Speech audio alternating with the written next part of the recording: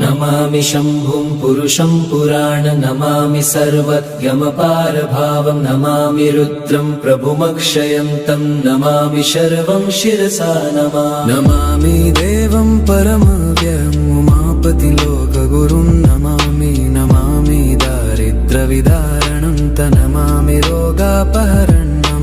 नमामि कल्याणमचिन्त्यरूपं नमामि विश्वोत्थबीजरूपं नमामि विश्वस्थितिकारणं नमामि संहारकरं नमामि गौरीप्रियमव्ययन्तं नमामि नित्यं क्षरमक्षरं नमामि चिद्रूपममेयभावं त्रिलोचनं तं शिरसा नमामि कारुण्य